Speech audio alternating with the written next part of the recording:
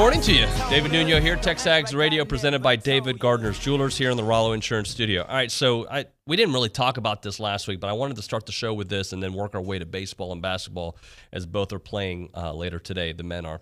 But last week, college football playoff news broke that said that it looks like they're going to stand pat with the 4 teams in the playoffs until at least 2026.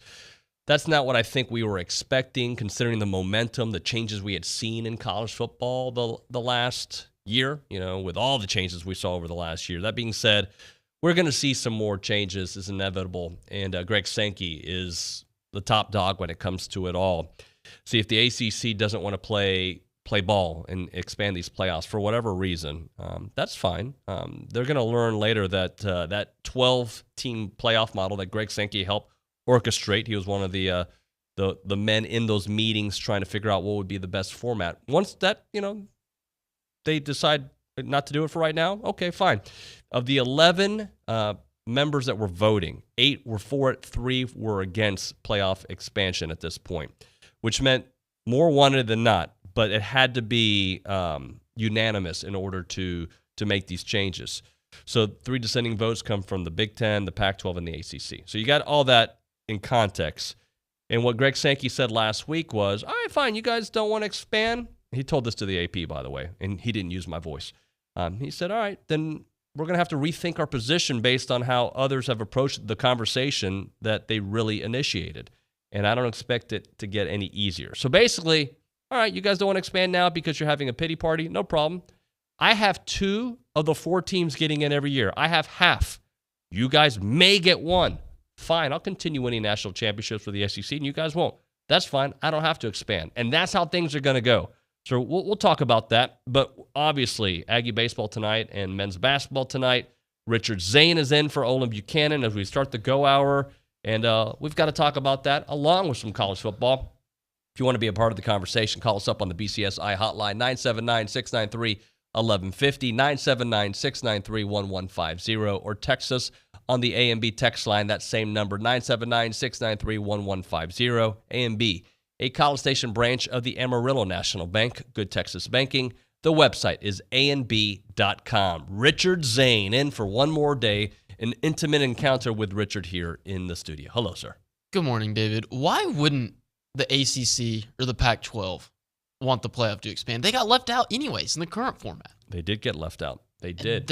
Nobody in the Pac-12 is any good. I think it's kind of like what I said in the lead, a pity party, right? Like, hey, well, SEC wants it. I want something different, right? Because the SEC gets what they want. Is that the Alliance, right? Those three leagues? The Alliance, Big Ten, and Pac-12. I don't think the ACC is in the Alliance. Am I wrong about that? I thought the ACC was a part of it. Dalton probably knows. But regardless, for sure, the Pac-12 and Big Ten are involved. And the Big Ten, it's weird because the Big Ten is the closest thing in my eyes right now to the SEC. Yeah, I would agree with that. But they have aligned themselves with the Pac-12. And you got the Big 12, who to me feels like every year, like this is it. They're about to die. But they're like cockroaches. They survive. That's a good way to put it. Like they survive. Like when A&M left, I was like, they're done. And they found a way to stay afloat. Texas and Oklahoma are leaving. Everyone says they're going to die. And you know what? They expand. A couple interesting schools. Maybe they'll expand more and join with the Pac-12. And now we have a real fake super conference. But I guess all things being said, the ACC, you've got Clemson. And nothing else. And that's about it when we're talking college football. Yeah, they've got Clemson, and I guess they're still holding out hope that one day Notre Dame joins as a full member. If they haven't joined yet, I don't think that's happening. Yeah. And especially with rumors that NBC might be interested in buying the Big Ten's television rights. That makes more sense makes much more sense for Notre Dame to join up with the Big Ten at some point. Have some kind of partnership there, yeah. Yeah, the Big Ten's partnership with the Pac-12 goes back, I'm sure, to the Rose Bowl and the fact that those two leagues pride themselves on academic excellence or whatever, even though some of those schools may be not living up to that. Ohio State, Michigan State. But yeah, I don't get it. Playoff expansion's coming. Whether it's 8, 12, 16, it's coming. I don't even know if we're really going to have to wait till 2026. I know that's what they're saying, But couldn't they have another secret meeting like they've been having anyway and be like, all right, look, guys, let's get on the same freaking page? What was the date that they first said for Oklahoma and Texas to join the Southeastern Conference? 2025, right? Yeah, I think everybody understands that that's probably not true, and it's going to be much sooner than that. But what if it is true? Just What wait. if it Just true? wait a little bit. What if it is true? Then Texas gets to suffer, 3-4 more losses to Kansas? Couple more, yeah. All gas, no brakes. Hey, look, this is a dialogue that we're going to be having for months. But if I'm A&M, I want both things to happen. I want to win get invited to the college football playoffs, and hopefully win the college football playoffs while it's at 4, to be one of those. Oh, that's the dream. Right? And then let's expand. You're getting in every year. Every year. Every other year at the worst. The way we're going, I think it'll be every year, as long as you don't have an injury to your quarterback. Especially if it's expanded. Yeah. So that's where I'm at with that. All right, I set it up earlier. We'll talk about this again at 8:35, and if you guys want to be a part of the conversation, you know how to reach the show. But I do want to start with you about this past weekend. You were there for every pitch, every inning, everything about it. How was the Olsen magical experience for you overall? I love being back at the ballpark. It's been a long time coming, and they played some pretty good baseball. I was really, really impressed with how they played defense. The pitching was okay. The offense was all right. You can notice that they're taking more professional at-bats at the plate, and they're much more aggressive, much faster on the base paths, which is also exciting, having watched the last regime. But as far as the atmosphere goes, I didn't really pay attention to much of it. Certainly, I went to every single home baseball game when I was a student here, and things like songs in between or the little sound bites that Rick used to play. I think that's missing a little bit. I don't know if it's an issue, but to me, it's baseball. It felt and sounded like a baseball game, and that's all I really care about. Look, to me, the atmosphere is determined by the winning. Yeah. It is so much fun. I enjoyed the Astrodome more than I enjoyed NRG Stadium, right? Maybe even the Toyota Center, the Compact Center where they won championships when it was called the Summit. The Summit? The Summit. Good times there. Hanging out with your boy Joel Osteen now?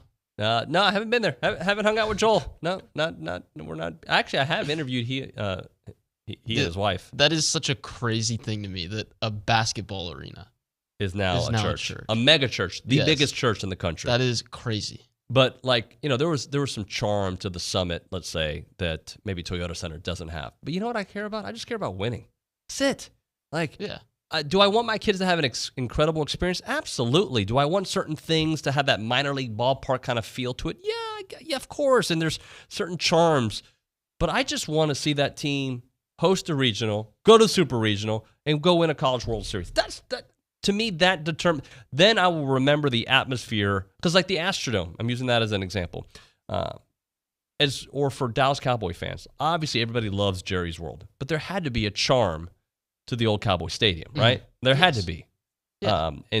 Yes, there were some issues with it, but it's all about where your memories of victories and where you were when sports moments happen. And I think the community aspect of Olsen Field's never going to change. Like, you're still going to go to the ballpark and see the same people. But be honest, if you're going for the atmosphere, I don't know if you're there for the right reason. You should be there to watch the baseball team and watch the baseball team win and support the baseball team and cheer for them and heckle the visitors and do everything you can to make it an intimidating atmosphere rather than a traditional atmosphere. And I think that's what Coach Schlossnagle and his coaching staff, his new regime, are trying to establish and build on what's already been there. And I think it starts with the product on the field. That's what they're most focused with. And I think that the hosting the regional, the going to super regionals, going to Omaha, and eventually, hopefully, winning a College World Series, I think that's all coming. All right, let's go around the room and say hello. Dalton Hughes is behind the glass and the door. Good morning to you, Dalton. Hey. Hey. What's up? Hey, how you doing? Good. Happy Miracle on Ice Day, gentlemen. I know we don't do the big note of the day anymore, as Billy used to call it, the big flop of the day. But on this day 42 years ago, do you believe in miracles? See, you say that like I've cut, That's awesome. I've cut little subgroups that listen to the show. I've cut your segment. You can do that anytime you want. I never said that. But that's how I kind of came across that way, Richard. That's what Billy wanted. It is what Billy wanted. It was definitely not a As the all-encompassing Zane sits in this chair. That was a Billy call, not a David call. Okay. He used to make fun of, what was the note? It's the Isner note. The John Isner, Yeah, Nicholas the Mahut. Isner Mahut, the longest tennis match in Wimbledon history that just threw Billy. Oh, like it just upset him incredibly. How did you go about finding your big note of the day? Was this like a Google on the spot, like I got to find something good? Or like, did you actually put a lot of research into this? So there's a this lot of website research into it. on this day in history. Oh, you just go to the website on this day in history? That's it? We would dig through it. It's not like we would just pick the first one that pops gives you up. there's different categories you can click on where it's like sports or music or even Texas history kind of thing. So we should do birthdays. Hey, who's celebrating a birthday there today? Dalton, anybody? Like we can do like pop radio does. We could. But we're not going to. Or we can just celebrate the Miracle on Ice. Dalton, I do have a question for you. Yes. Why did you want to play college hockey? Isn't it obvious, Richard? For the girls. Such a great movie. One of the Of course, yeah. One of the best sports movies of all time. So easy to quote. Very easy to quote. All right, let's go now to the News and Social Center. Eric Casares is there. Good morning to you, Eric. Good morning, David. And I wanted to mention that Hold on. How about Richard? Does he not get a good morning? Oh, okay, of course, Richard. Dude, Eric. I love you, man. I mean, it's all good. I love the way that you're starting this show. It's good to have you here, man. No, I'm not offended. This is okay. getting I love you awkward. too, bro. Let's just move on. I just wanted to say that it's Happy Tuesdays, the number 2, because it's 2/22/22. So I wanted to bring that up. Yeah. Tuesday, 2/22/22. And I thought it was a big deal when it was 2/2/22. Yeah, that was kind of weird too. Not going to happen for at least another century. Yeah. Well, Wow. What was Y2K like, Nuño? People thought it was going to be over. They that night, like, that's it. We're going to explode. The banks You were are going partying really hard. I was 19. That was 1999, obviously. Yeah, I was 22 years old. I was partying. Oh, that was late into the evening. At least 3 a.m. Now 3 a.m. I'm waking up to go to the restroom. All right, Eric, what else you got? Well, I got 2 things for you.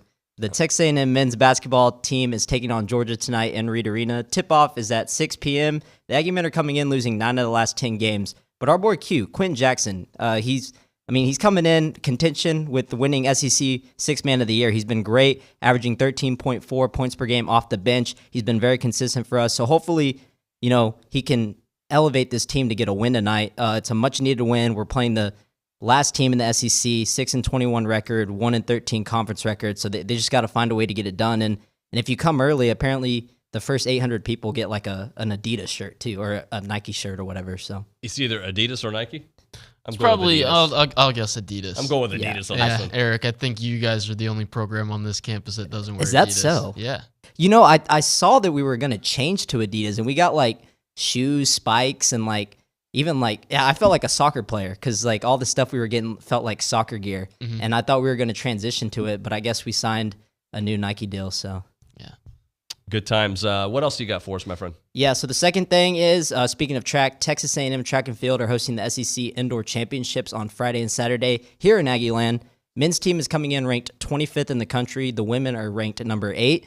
And tickets are available on 12thman.com. More information will be able to come from Coach Henry, who's in the house at 9:35 today. That's all I got for you, Davo. All right, you're going to love this little switcheroo we did. Typically, Tomas Romo is in studio doing the News and Social Center when Coach Henry comes in.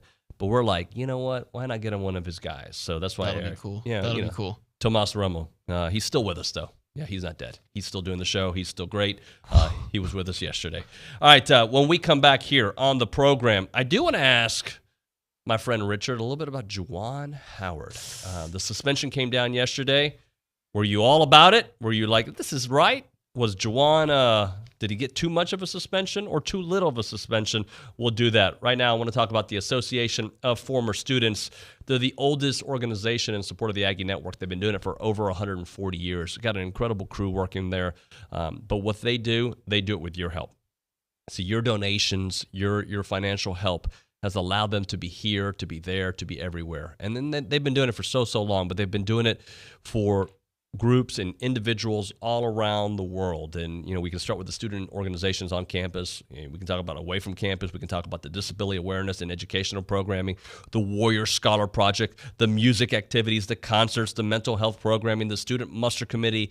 We'll keep going down the list, and your help has done that. And again, by being an Aggie, I think we feel like we should help others, right? And that's why we become Century Club members. $100 a year, $9 a month. So, instead of having 10 lattes that month, just have 8. How about that? You can pay for the Association of Former Students just like that. You're going to continue in the oldest, most inspiring tradition of Aggies helping other Aggies out there. To learn more about the impact of the association, make a gift or get involved, visit aggienetwork.com/giving. I'm Chelsea Reber with your community calendar on the Zone, brought to you by Christine Engler at AggieLoanExpert.com.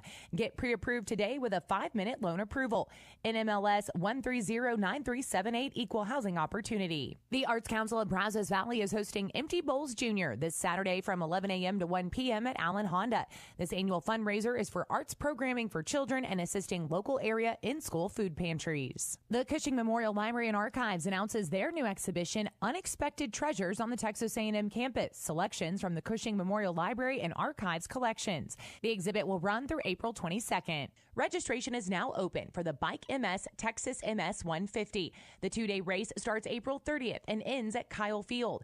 Register at bikemstexas150.org and use code Aggie25 for 25% off your registration fee. That's your community calendar, brought to you by Christine Engler at AggieLoanExpert.com. I'm Chelsea Reber on the Zone. Our rural Texas values are under attack from liberals who want to take our freedoms, steal our elections, and open our borders. But lifetime rancher and Texan Kyle Cassell has never stopped fighting for our conservative values. In Austin, State Representative Kyle Cassell has sued the Biden administration to stop their unconstitutional federal vaccine mandate, passed legislation to increase penalties for fraudulent ballot harvesting and mail-in voting, and invested billions for a comprehensive border security solution, and will do whatever it takes to seal our southern border and stop the smuggling of immigrants and drugs into our Texas communities. I'm Kyle Cassell, and as your state representative, I will stop Biden's unconstitutional mandates and defend the integrity of our elections, secure our power grid, and make sure we have good teachers making good pay for a job well done. I'm Kyle Cassell, and I'd be honored to have your vote for the Texas House. Political advertising paid for by Kyle Cassell Campaign and is responsible for the content of this advertising. Hi, this is Jeff Vanderwood with Veribank. Veribank is continuing to grow in the Brazos Valley with a brand new full-service banking center on Highway 6 in front of Academy. We have a team of genuine bankers specializing in personal and business banking, wealth management, and investor real estate lending ready to serve you. Veribank is here to help you succeed financially, and you can bank on it. Visit Verabank.com today. That's VERA Bank.com. Verabank. Member FDIC, Equal Housing Lender. On Sports Talk, Chip visits with Kirk Bowles about the CFP's decision to stay with 4 teams. Yes, there are going to be a couple of more SEC teams, but there are also going to be a couple of teams from all the other power conferences, won't there? Well, I think there are. I think you're right there, but I think they're thinking, well, we may see 5 or 6 SEC teams, and maybe Pac-12 gets 2, or the Big Ten gets 2 or 3, but we can't fight them if they're getting 5 or 6 or 7. Sports Talk, weekdays at 4 on The Zone.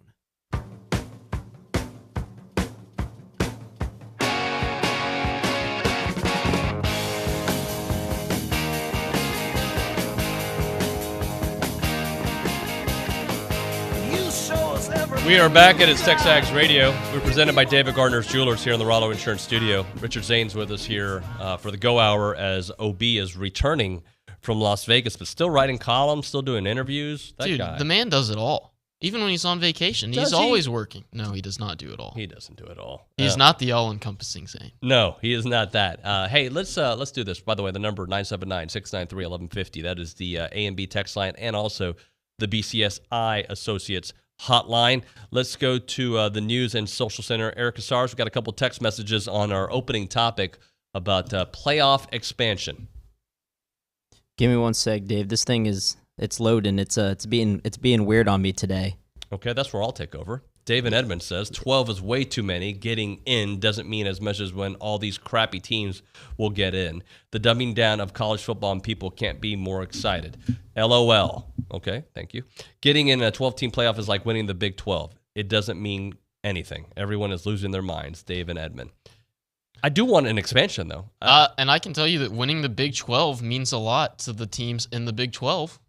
Might not mean anything to teams in the SEC or the Big 10, but mean, Baylor had themselves quite the party when they won the Big 12 this year. You know what? Baylor doesn't stand a chance to win the SEC, right? We agree with it? Agreed. But being in the Big 12, they have a chance to make the college football playoffs. And, yeah, having won that Big 12 championship, they had a right to possibly make the college football playoff. Yep. And if they had gotten in, what would your argument have been?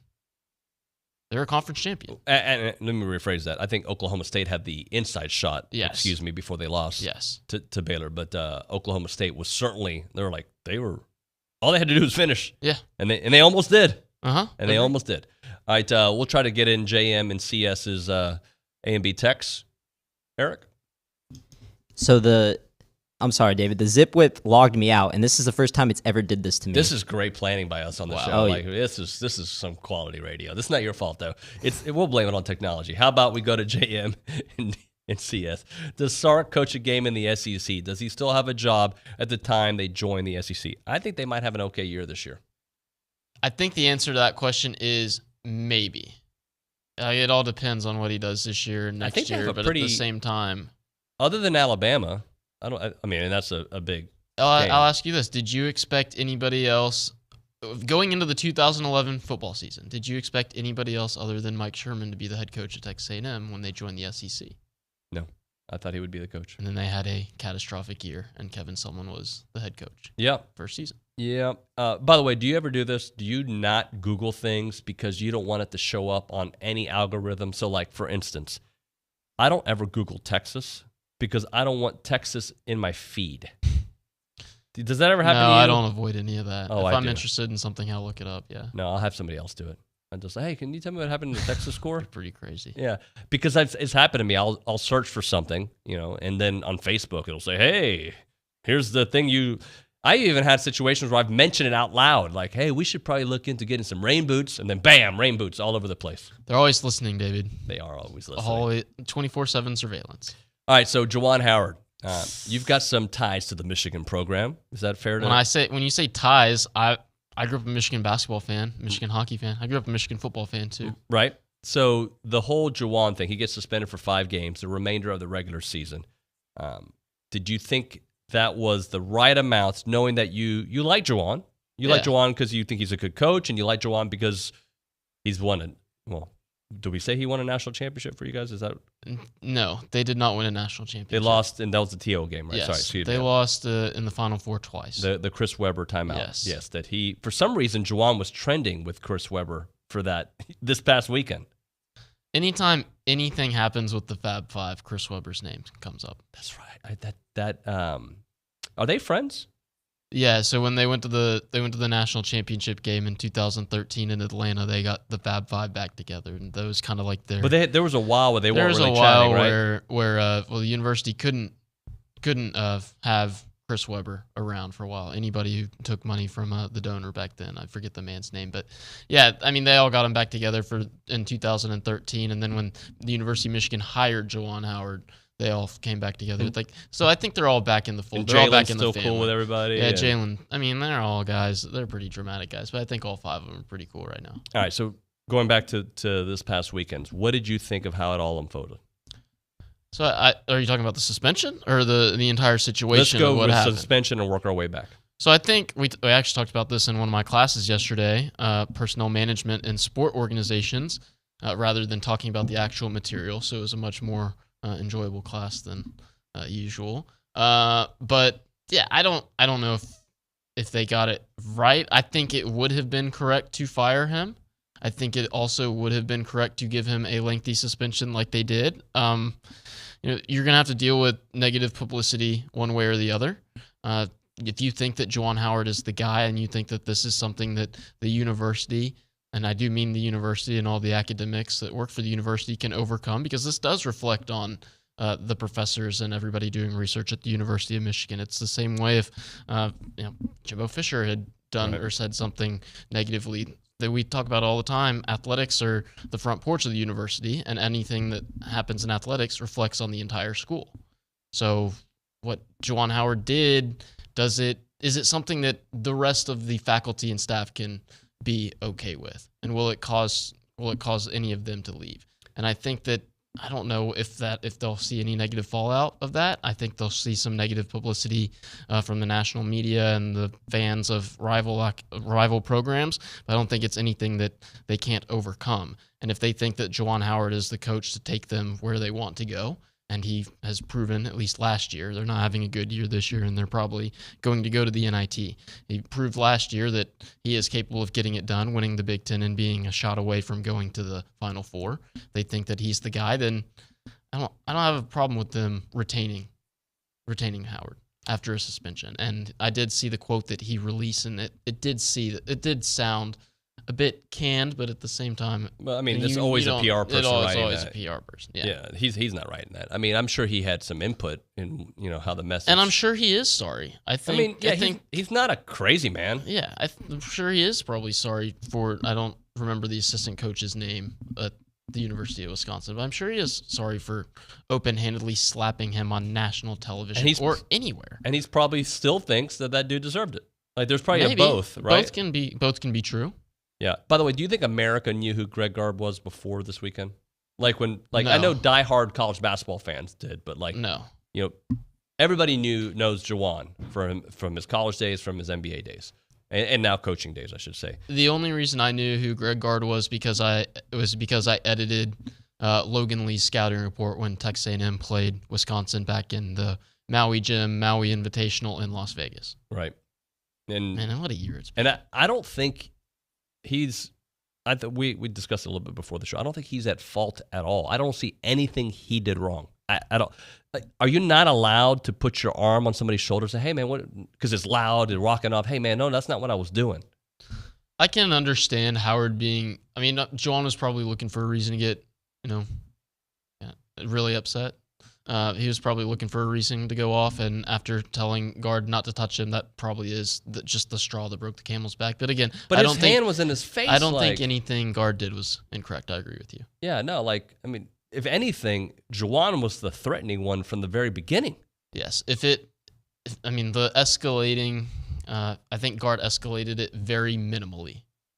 All the escalation came from Juwan. Yeah. And he had a little bit of a fine, and the athletic department said in their release that we look at this as a Wisconsin fine, not a coach fine. So there's that. All right, let's talk Heritage Films there. Chance McClain, my buddy, he was here in studio, I think it was last week. Gosh, time goes by fast. But yourheritagefilm.com is the website, yourheritagefilm.com. They make documentary films about your parents, about your uncle, about whoever's important to you in your life, and they do such a wonderful job with it too.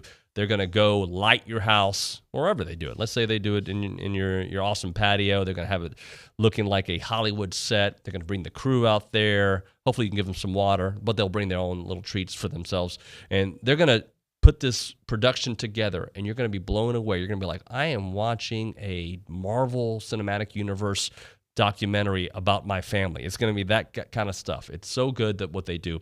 It takes them about 8 to 10 weeks to tell the story. But he's going to ask you the questions that you didn't realize that were so important because you're going to be answering them, and then all these things are going to come out of it. It's going to be a 2 or 3 hour conversation, or longer with my parents. They were there for 8 hours, and find all the great stuff about your family's origin that you can share for generations for here to come. Check out the website, yourheritagefilm.com, yourheritagefilm.com, 713-893-8341, 713-893-8341. The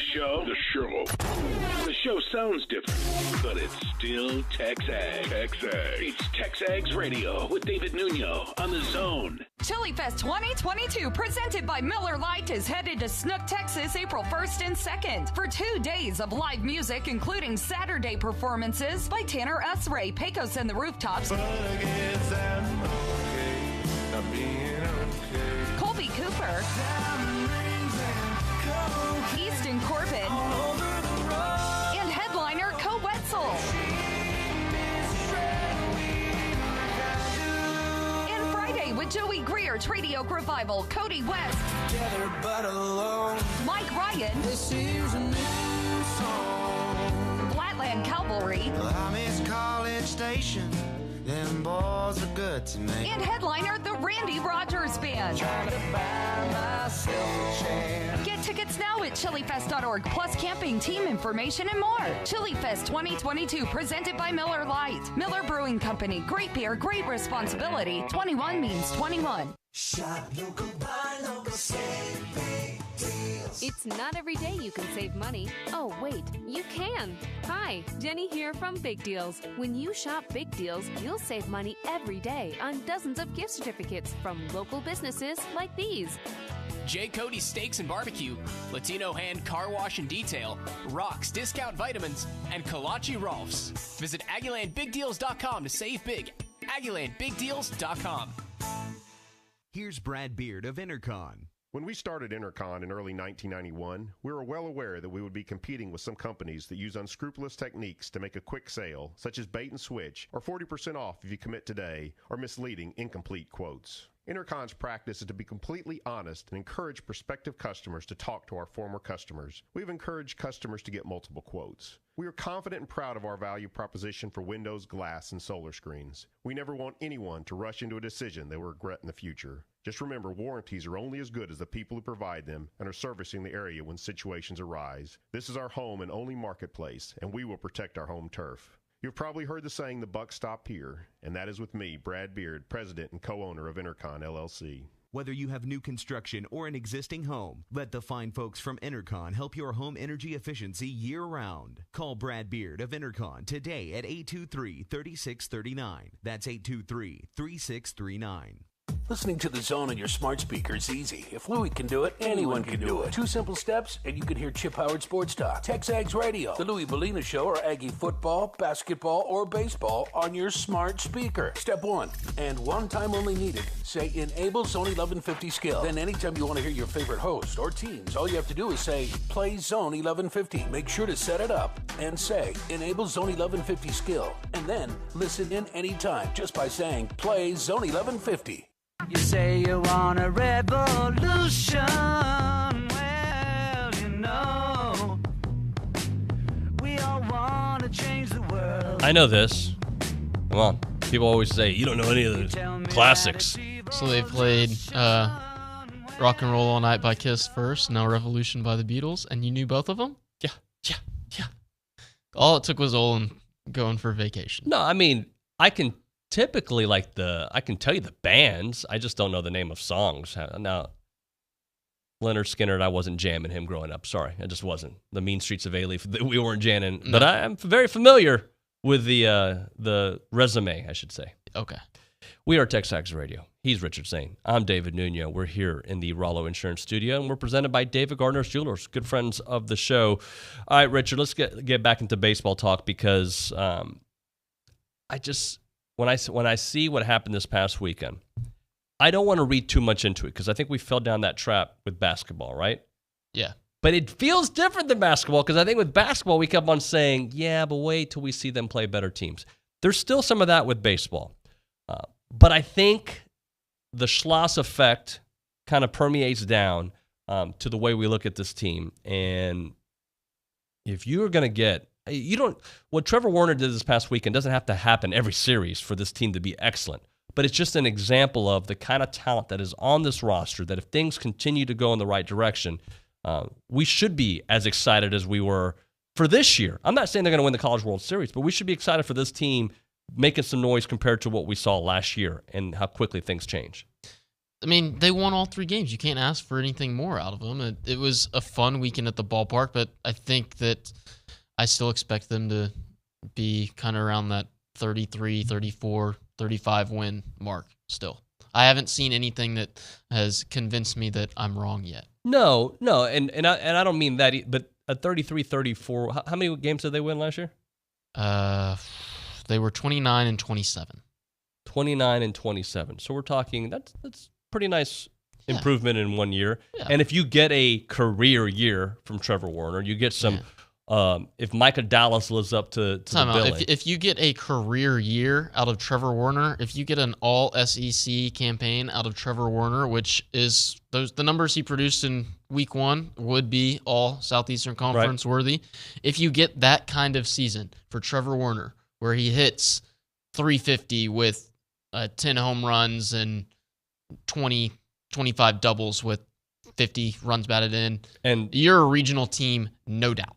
And playing a premium defense at third base like he showed us he could do yesterday or this weekend, yeah, you're a tournament team, undoubtedly. For sure, right? Yes. Like, yeah, absolutely. So, and I'm not saying he has to be, who was it, Pete Incaviglia, who had 50 home runs back in the day? Like, I'm not saying he has to be that. I'm just saying you get some, let's take it down a notch from career year.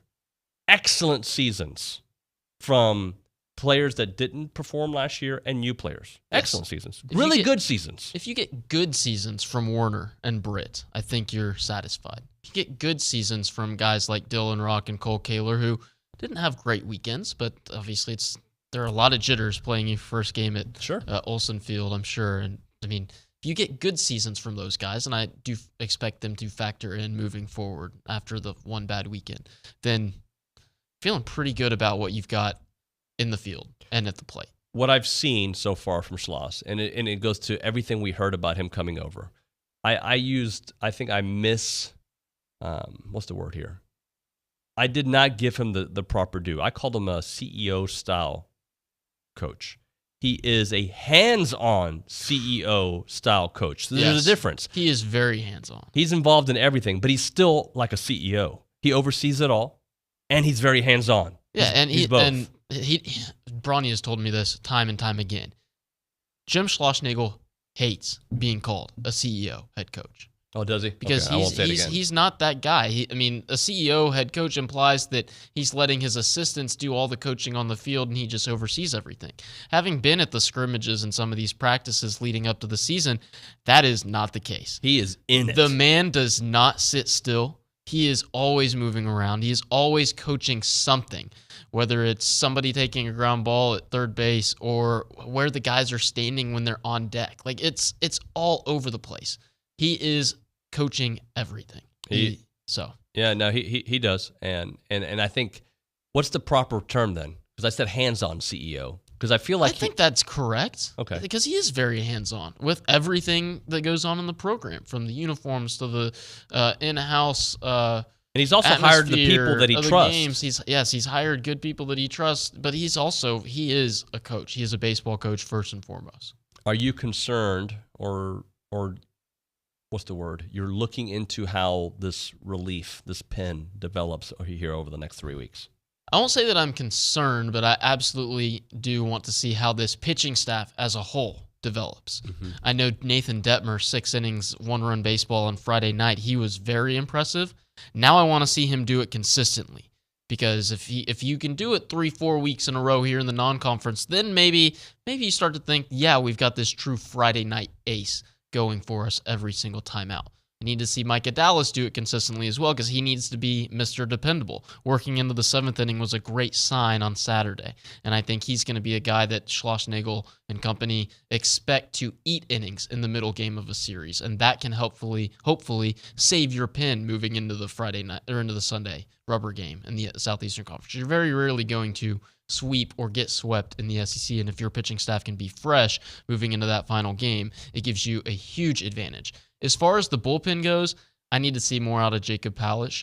He was not very good on Sunday, a little erratic. Perhaps that was because he was pitching twice in the same weekend. We'll see how he develops as the season goes on. Chris Cortez was very impressive. 2 innings, 11 pitches, throwing heat, a thunderbolt for a right arm. We'll see how he develops. He was just a true freshman. I think Robert Hogan's going to be really good despite the mental mistake he made in the game on Saturday. I think he's going to be really, really good. That slider is pretty impressive, and I expect him to be a back end of the bullpen kind of guy moving forward.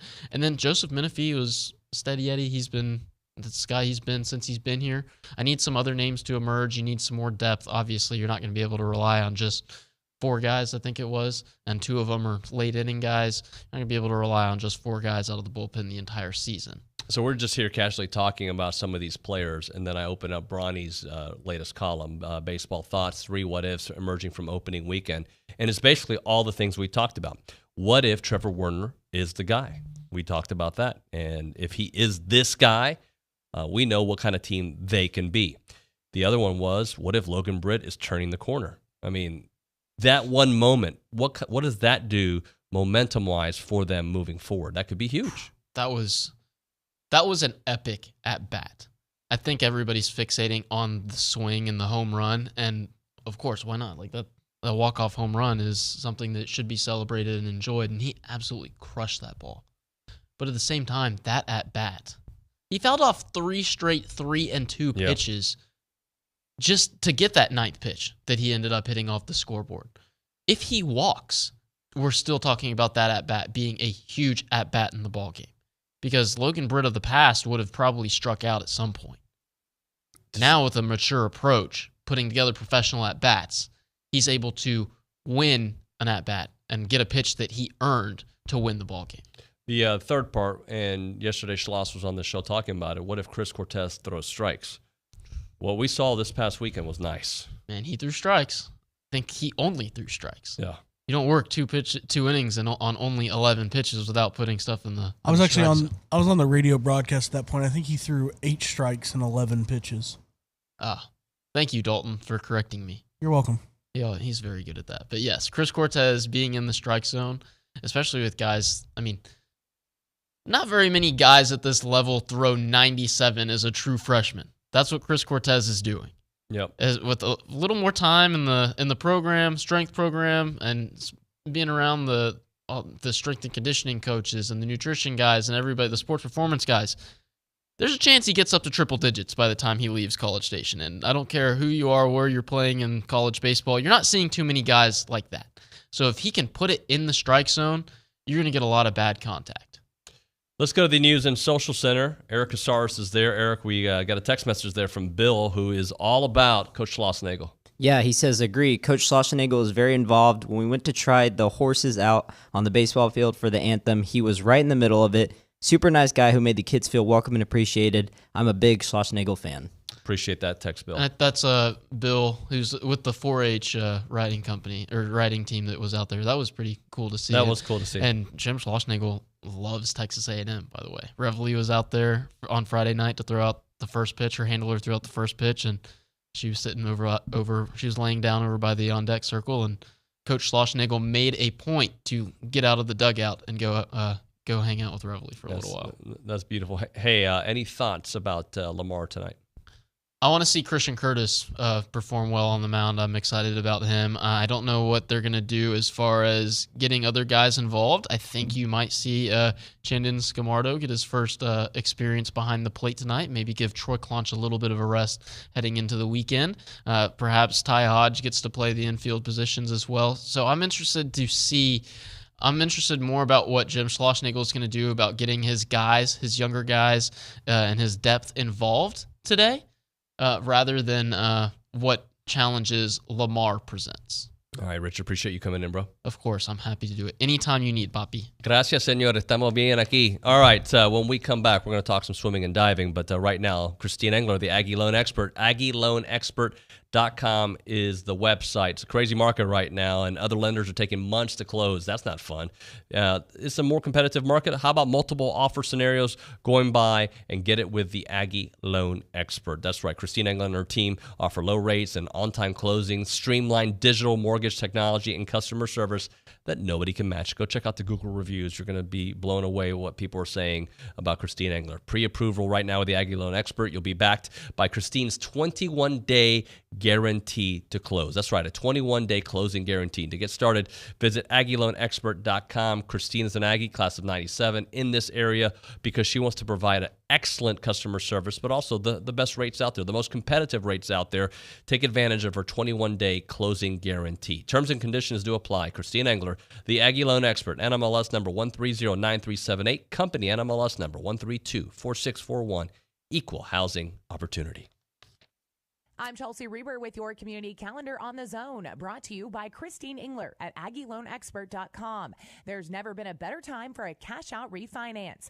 NMLS 1309378, equal housing opportunity. The Salvation Army in Bryan College Station has received a generous donation to set up an educational scholarship. Find out more about the Bauer Family Estate Scholarship and apply online at SalvationArmyBCS.com. Grief Share, a special help seminar and support group for people experiencing grief and loss, is held on Sundays at Peace Lutheran Church at 4 o'clock. Call the church for more information. Relay for Life of Brazos County is Saturday, May 7th. Join a team, make a donation, or become a sponsor. Find more information and a link to register at WTAW.com.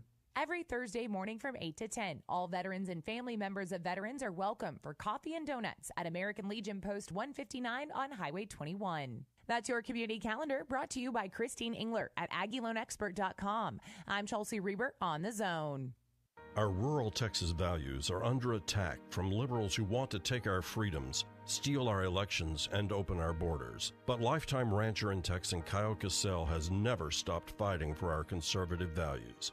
In Austin, State Representative Kyle Cassell has sued the Biden administration to stop their unconstitutional federal vaccine mandate, passed legislation to increase penalties for fraudulent ballot harvesting and mail-in voting, and invested billions for a comprehensive border security solution, and will do whatever it takes to seal our southern border and stop the smuggling of immigrants and drugs into our Texas communities. I'm Kyle Cassell, and as your state representative, I will stop Biden's unconstitutional mandates and defend the integrity of our elections, secure our power grid, and make sure we have good teachers making good pay for a job well done. I'm Kyle Cassell, and I'd be honored to have your vote for the Texas House. Political advertising paid for by Kyle Cassell Campaign and is responsible for the content of this advertising.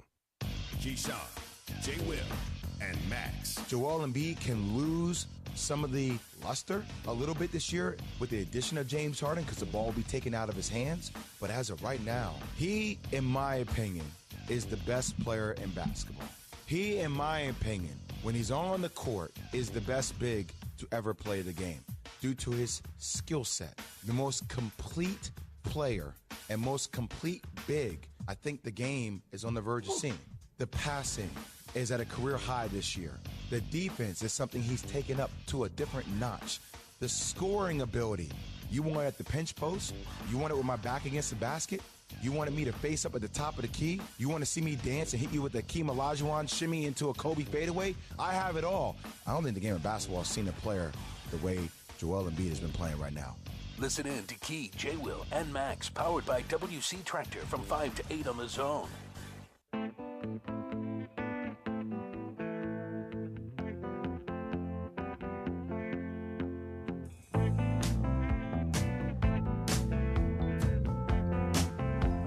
He knows. It's TexAgs Radio.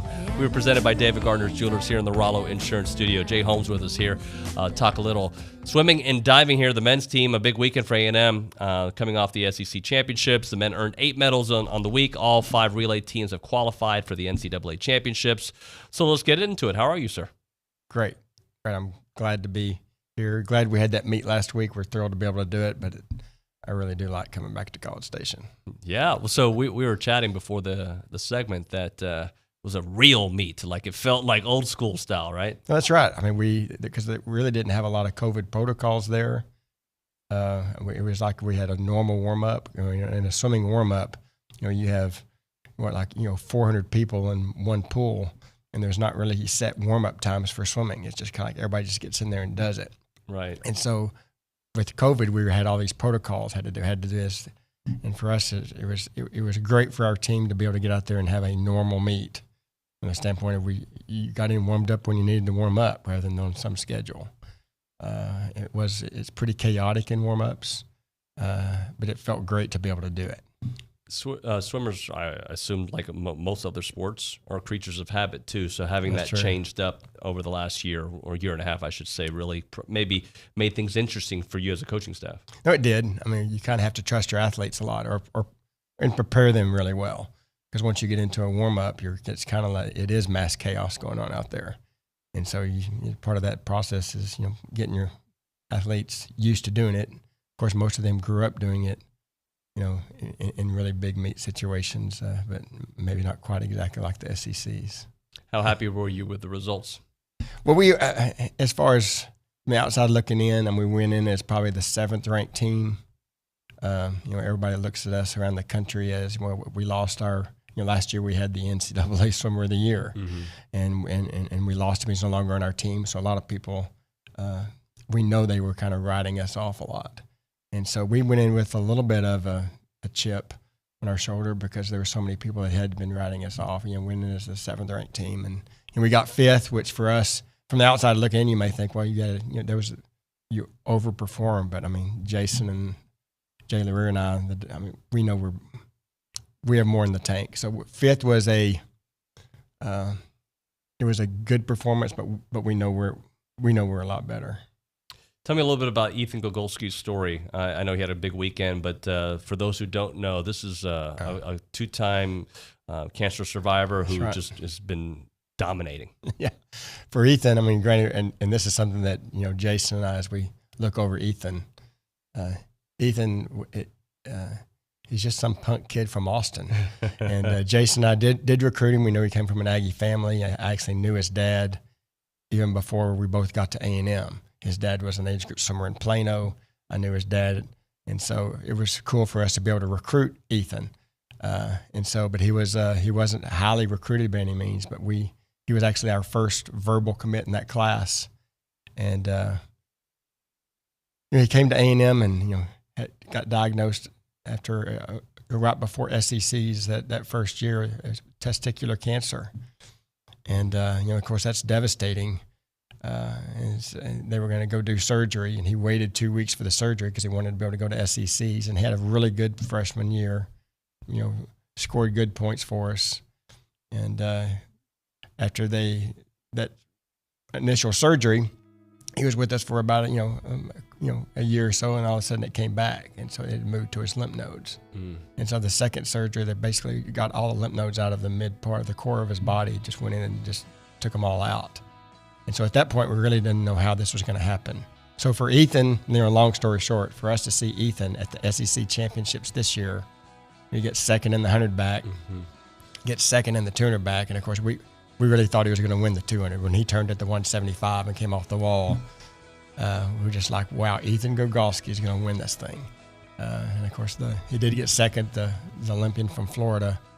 Even though Ethan has pretty long arms, the Olympian from Florida has longer arms than Ethan does, and so he beat him by about 8 100ths. We've got about 30 seconds left. Tell me about the last chance meet. Try to get it in. You got some guys that are close. Oh, yeah. Last chance meet is a fun meet for us. Every year we take our whole team to it, and our guys, it's so different from SECs, and the fact that SECs is so pressure-packed, and last chance is a little bit more relaxed. And so it's 2 totally different situations, but we've gotten great performances from our guys. We think we're going to get something done when we go over there in order to get them to the NCAAs. Jay, I hope to get you back in studio soon. All right, Dave, thanks for having us. Yeah, thank you. Appreciate Let's do it again. And Jason's a pretty good soccer player over there. I've seen him. He may get tired sometimes. I'll just say that, but the guy's got a cannon. All right, when we come back, Logan Lee on TexAgs Radio. That was great. Thank you, sir. Appreciate you. Our publications reach every corner of the Brazos Valley, and we want to partner with you in sharing your message with the community. You may recognize a few of our Bryan Broadcasting publications. Best of the Brazos Valley. Brazos Life, the annual manual. Welcome home, Brazos Valley. Brazos Family. Brazos Wellness. Brazos Valley Bride. Peace, Brazos Christian Life. With the combined power of 7 magazine titles, 11 radio stations, and digital solutions, Bryan Broadcasting Publications can help you be heard. Call 979-695-9595 to learn more. Hey parents, when it comes to your child's education, there's a lot to consider. No matter what you're searching for, search the Bryan Broadcasting half-price tuition program first. We've partnered with schools and learning centers throughout the area to get your students started with high-quality programs at half price. Right now, we're featuring half-price tuitions at Hopewell Classical Day School, Kinder Music, Happy Camper School, Multilingual Academy, and more.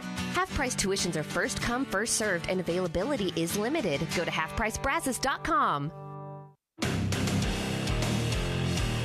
Listen to The Zone on 1150 AM, 93.7 FM, radioaggieland.com, or you can tell your smart speaker to play Zone 1150. Listen to The Zone wherever you go. Wherever you go. This is KZNE College Station Bryan.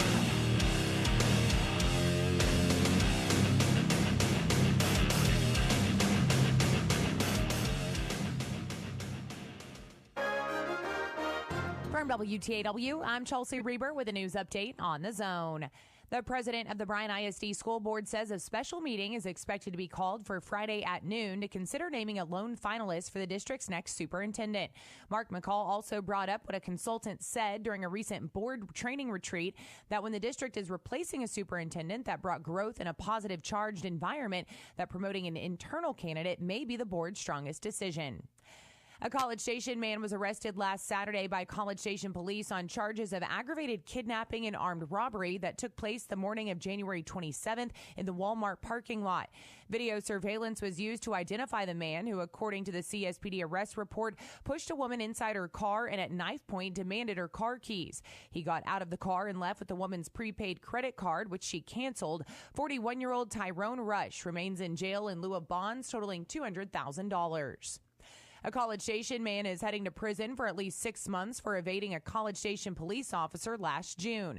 A plea agreement reached in Brazos County District Court with 23-year-old Zohaib Ayub also includes guilty pleas from last February to felony possession of a controlled substance and misdemeanor charges of drug possession and unlawful carrying of a weapon.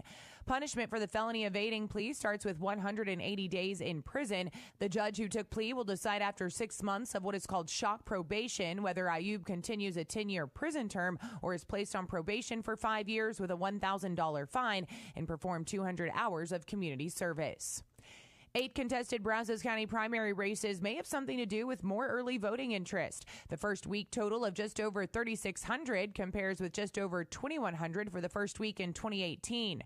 Early voting resumes today after taking off yesterday for President's Day. Sample ballots and voting locations are at brazosvotes.org.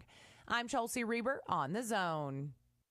You can hear the Paul Feinbaum Show weekdays 2 to 4 here on The Zone. Presented by Polaris Fun Center. Paul Feinbaum is SEC Country. And Aggie Land is SEC Country too. Join Paul weekdays 2 to 4 here on The Zone. Polaris Fun Center, where you can get a $500 rebate on any 450 or 570 Model A TV. Or $2,000 cash back on a Polaris XP1000. Polaris Fun Center, where they sell and service fun, not tractors. The voice of the SEC. And you can hear Paul Feinbaum weekdays from 2 to 4 on The Zone.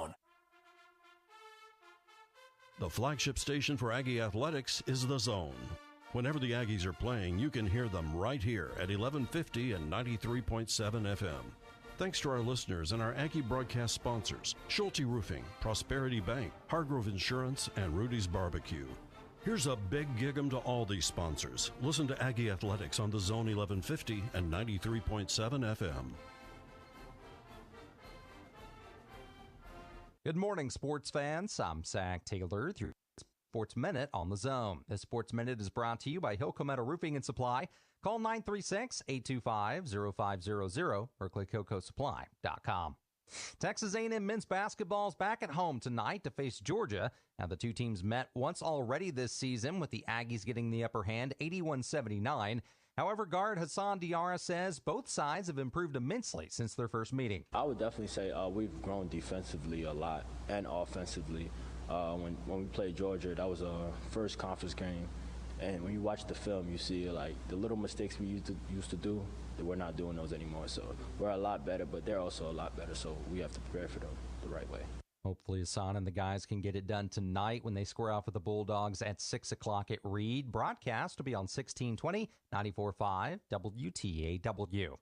Aggie baseball returns to the Diamond tonight as the guys welcome Lamar to town. The Jim Schlossnagle era is off to a solid start as the Maroon and White swept past Fordham in the season-opening series. First pitch against the Cardinals is at 6:30 at Blue Bell, with broadcast right here on The Zone. And 16th-ranked women's golf is tied for 4th following the first 2 rounds. The Icon Invitational in Humble. Jenny Park leads the way individually for the Ags, sitting in a tie for 7th at 3 under. The third and final round gets underway today at the Golf Club of Houston.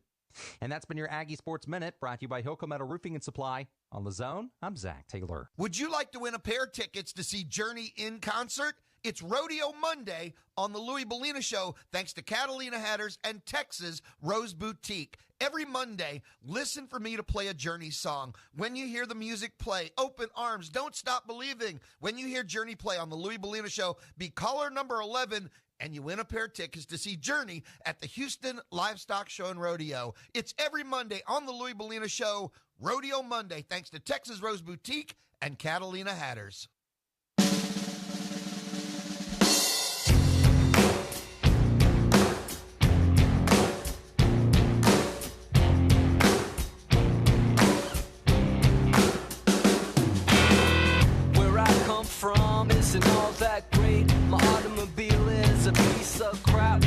fashion sense is a little whack, and my friends are just as screwy as me. I didn't go to boarding schools. It is TexAgs Radio. Hello. We're presented by David Gardner's Jewelers. Appreciate David Gardner's and their great group over there, always helping out the show. We are in the Rollo Insurance Studio. Want to thank Jay Holmes for joining us earlier in that previous segment. One thing we were talking about, Ethan Gogolski's great performance this past weekend where he got silver. We failed to mention that today is his birthday, 2/22/22. So happy birthday there to Ethan Gogolski. Hopefully some more big things are in his future as he's done so much here over the last couple of years here at Texas A&M. We're going to be joined by Logan Lee here momentarily to talk some Aggie hoops. They do have Georgia tonight. And I'm serious, if I would print out my show notes for the last month of the college basketball season, you would see some of these talking points being very much the same. Like legit, like it's the same story in all these games. And what I mean by that is 2 for 22 from 3, 1 of 17 from 3. You know, it's just been constant same copy and paste storyline when it comes to this Aggie men's basketball team. And there have been areas where they have improved, such as free throws, right? There was a time where they were horrendous at free throws. I don't think that's been the biggest issue for this team. In fact, a couple times that just helped them. The Florida game, thinking about that. With that, Logan Lee is joining us here, just mentioning the storylines. Like, if you looked at all my notes over the last month, like, you could look at show 3 weeks ago and look at the talking points I have and be like, oh, yeah, you could apply that to today. Doesn't it feel that way, though? Absolutely, it does. Every time we talk, I think I say, we mentioned this last week, or a couple of weeks ago we talked about this, and that's just how it's been. Fortunately, they got a win over Florida. Yeah. And that changed the conversation a little. This Vandy game, though. And then Florida beats Auburn. Makes us feel real good. So we're better than Auburn. Exactly. The transitive property. I mean, we're number 1 in the country. 2. I'll go with 2. Auburn's 2, though. We're better than Auburn because we beat Exactly. Florida. We're better. But Gonzaga, there's the whole Gonzaga effect. Yeah, but they're in a small conference. They just beat up on little kids. They don't count. They don't count. They're going to lose in the Final Four. They're not a good team. No. Come on. You think this is their year, by the way, finally, or nah? No. Nah. No. Speaking of copy and paste, is going to go for that. Exactly. And they've won their conference 21 years in a row now. Yeah. And they get to the final. Get to the Final Four. They get to the final, and they're like, "Nah, all right, guys, let's go home. This is where we're supposed to be." And who they lost to? That's a topic for a different day. Man. But it's like the same story with this team. They get Georgia today, and a game that they absolutely should win. But should they? Yes. This is a game. They were hitting threes back then. They don't hit threes anymore. Yeah, but they were up by 18. But they were hitting threes. They don't hit threes anymore. But then when they weren't hitting threes, they still won. But they hit a big 3. They did. Marcus Williams did hit a big 3 with 0.8 to go, 0.3, the biggest, right? Whatever it was. I just, for some reason, I feel as if A&M shows up and plays as hard as they've been playing, they will win this game, whether they make shots or not. Obviously they have to make shots, but if A&M shows up and does what they are supposed to do, they will win this game. And you can't say that about any other team in the conference. And you probably shouldn't say that about Georgia, just because of the way that A&M has played every single team close, and they haven't been able to close out games, and it just the way that the track record that A&M has in the last 10 games. But at home, and Georgia's bad. Georgia's really bad. They're 6-21 on the year. Yeah. Like, that's different. They've won one SEC game. 1-13 in conference is different than a Florida that it was what were they, 5-5 or 6-6 or whatever it was, and a Missouri team that had already won 4 or 5 games. They're the same as A&M. A&M had won 4 or 5 games at that time. LSU had won 6 games going into it. A&M had won 5 games going into their game. So when A&M has matched up against these teams that they lost close games to, they're very similar in record and style and everything. And so you could understand it going either way if A&M doesn't play well. Georgia is not a good team. But with that being said, A&M, they've played everybody close. And if they allow Georgia to stay in the game, anything can happen. I honestly don't think they will allow Georgia to stay. I think of all the games that we've had, and this is just blind faith right now, to be honest with you. But I do believe they're going to stomp on Georgia tonight. That is my hunch, and I have been wrong many times about this team. But I just feel like, all right, we'll see what happens in the final 3. But tonight, they're going to go and they're going to take it to Georgia, and they're not going to give up that 18-point lead this time. I'm not in the same boat as you. No. I don't think A&M's stomping anybody this year. I don't think they have the acumen. They don't have the mental toughness, and they don't have the positional diversity. Yeah. You have a bunch of guys that are all the same, and unfortunately, in the last handful of games, they've all played poorly, and no one has stepped up. And so I don't know who's going to step up or if anybody is going to step up. I just know that if they all play hard, they'll more than likely beat Georgia, but it won't be they're going to get up by 18 and stay up by 18. Right. I don't know. And that's just my hunch. I don't have anything to back that up. By the way, my hunch is momentary. Like right now, that's how I'm feeling. In about an hour, I may change my mind. But right now, I feel like, all right, I don't know how the rest of the season is going to go the last couple games, but they're going to take care of business against Georgia because they are better at home, as most teams are. And Georgia's not good, home or away. And A&M is in every single game. But I'm going to play a little game with you. Tell me if this usually works out in your favor or not, if you're a team. If you start halves bad, both halves, start them bad, and you end games bad, do you typically lose? That's my trivia question for you. I'm going to guess yes. That's a lot of real estate in game time, right? Like that's to start off the way they did against Vandy, to start the second half the way they did against Vandy, and to end the way they did against Vandy. It's amazing that they were actually in the game. But let's not forget that they're not great out of timeouts. Oh, they're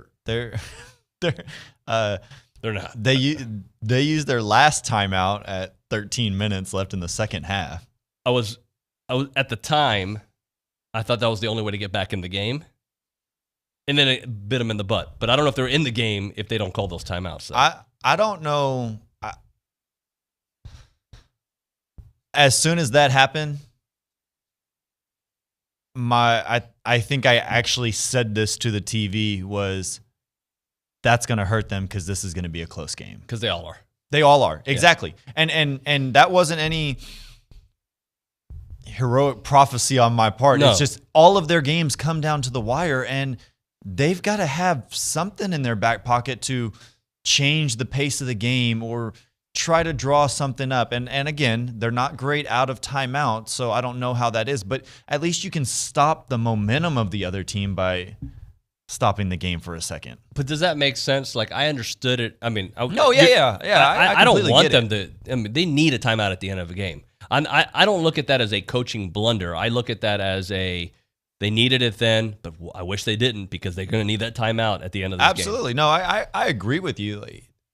They may not have even been in that position without those timeouts. I get it.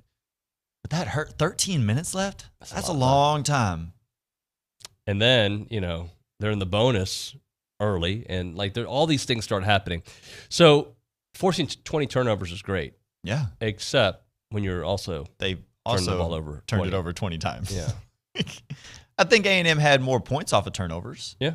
So they did more with their opportunities.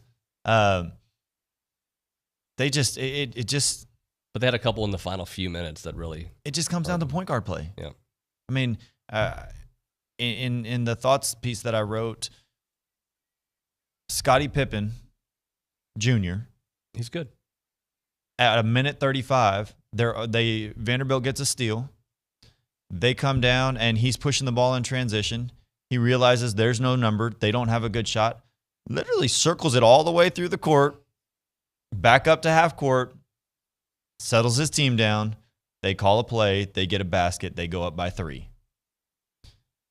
Similar situation with 29 seconds left, 30 seconds left. A&M gets the ball. Hassan comes down, fires up a 3 with 28 seconds, maybe 25 seconds left. A&M, none of his teammates knew that shot was going up.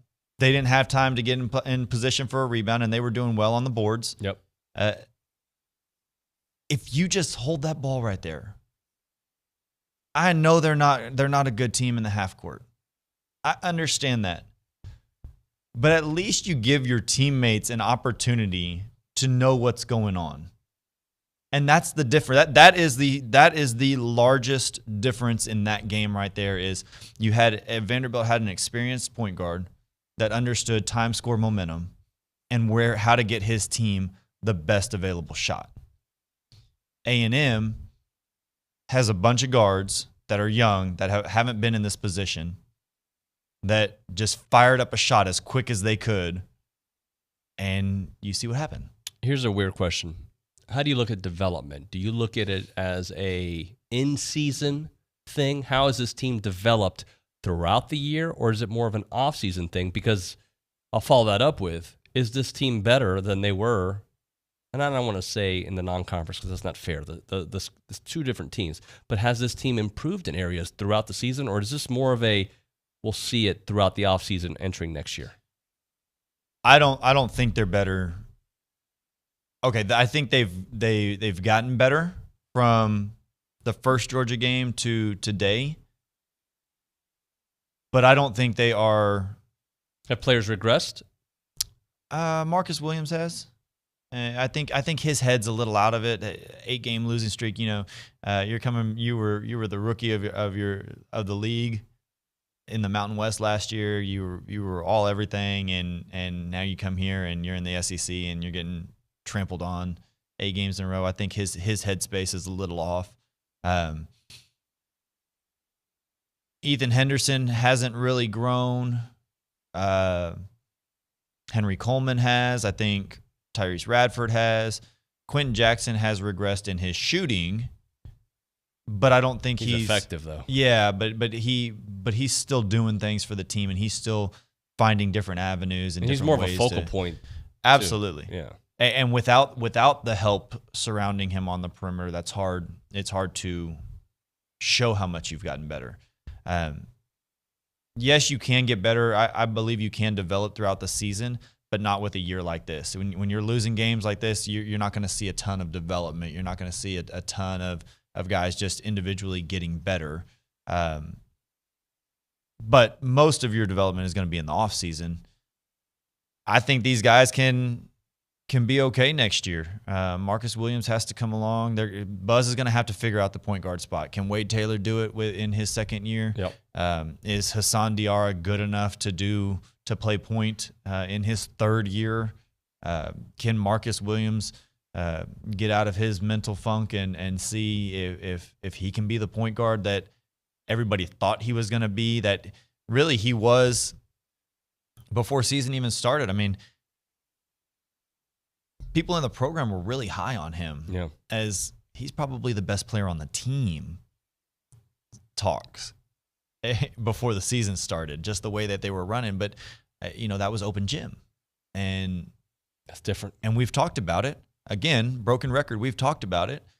He kind of does play like he's in open gym in these games. And it's frustrating because if he just can figure out the decisions to make, the plays to not make, and the timing of it all, then he'd be a really good guard. He has the skill set.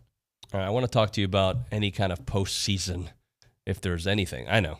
I want to talk to you about, can they get just Hit me out when I bring it up next question, okay? Go to the break, man. I'm going to go to the break. We gotta recover from that, and I've got to gather my thoughts when you're talking about postseason. There could be some kind of game. Like, I mean, go win some games in the SEC tournament. But right now, I want you guys to experience the difference at Cap Rock. Now, Logan may be thinking you need to go to the emergency room and have your head checked, but I'm telling you guys, when you are in an emergency situation, minus like this kind of brain issue that I'm having, you should definitely go check out Cap Rock. Patient-centered care. That's what they do. So you're going to go there. You're going to feel better. That they're going to find a way to make you feel better because that's their sole purpose, to make their patients feel better in every decision that they make. They are 100% locally owned and operated here in the Brazos Valley, and they take care of everybody. And one of the great things is, too, some of you guys may have some issues with insurance. They also maintain cash prices that rival any of the competitors in the Bryan College Station area, and they encourage you to see it for yourself in person. Go check it out. Caprock Hospital in Bryant and Caprock 24-hour emergency center in College Station. They both have 0 wait times for emergency care, so you'll never have to sit in a crowded waiting room. And their hospital and ER do maintain a clean and sterile, safe environment. I'm Chelsea Reber with your community calendar on the Zone, brought to you by Christine Engler at AggieLoanExpert.com. Get pre-approved today with a 5-minute loan approval. NMLS 1309378, equal housing opportunity. The Arts Council of Brazos Valley is hosting Empty Bowls Jr. this Saturday from 11 a.m. to 1 p.m. at Allen Honda.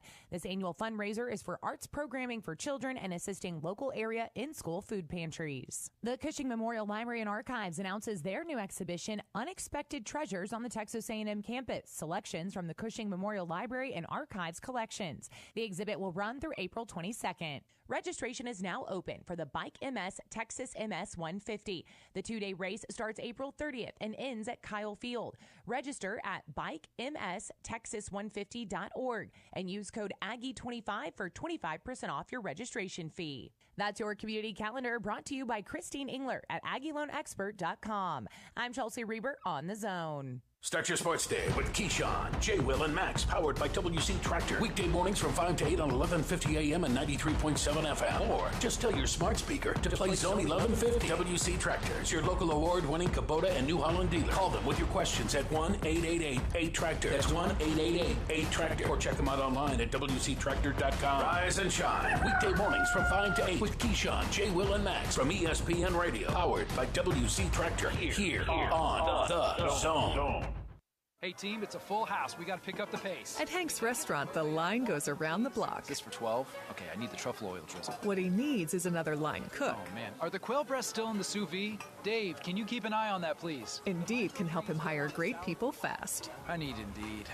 Indeed you do. Instant Match instantly connects you with quality candidates whose resumes on Indeed match your sponsored job description. Visit Indeed.com/credit and get $75 towards your first sponsored job. Terms and conditions apply. Shop local, buy local, save big deals. It's not every day you can save money. Oh, wait, you can. Hi, Jenny here from Big Deals. When you shop Big Deals, you'll save money every day on dozens of gift certificates from local businesses like these. Nestle Toll House Cafe by Chip, Socorro's Second Chance Resale Shop, Superior Auto Service, and the Chocolate Gallery. Visit AggielandBigDeals.com to save big. AggielandBigDeals.com.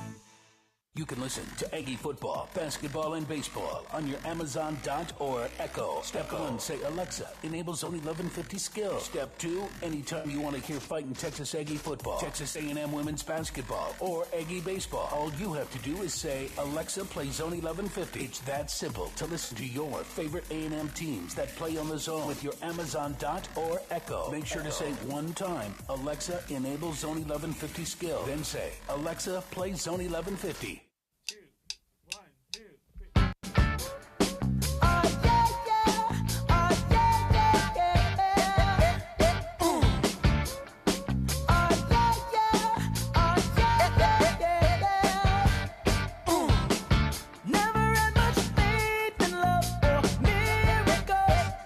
You a Bruno Mars guy?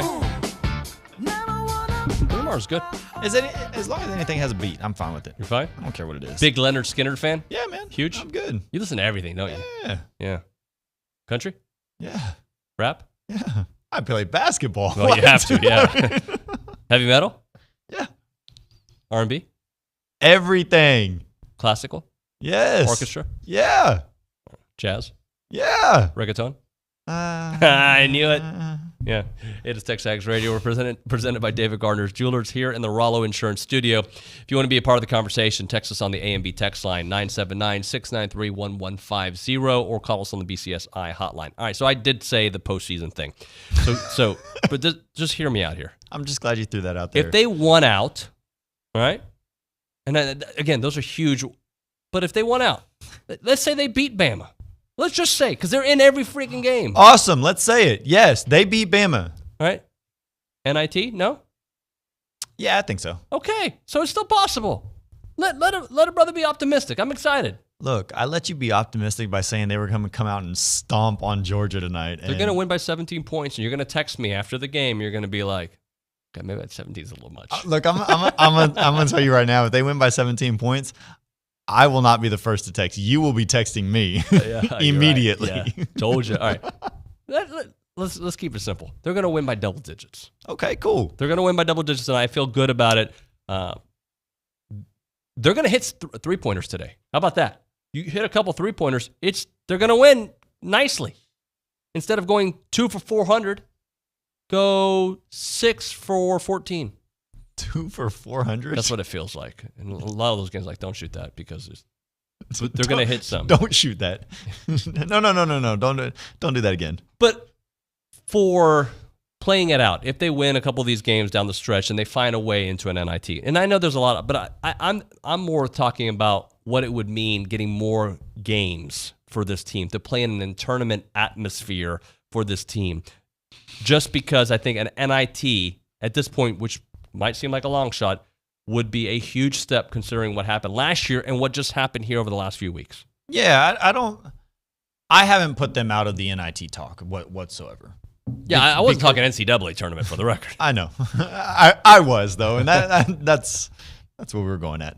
I haven't put them out of the NIT yet at all. You know, they have Georgia tonight, which I think they'll win. They're going to Ole Miss, they're going to Alabama, and then Mississippi State is coming here.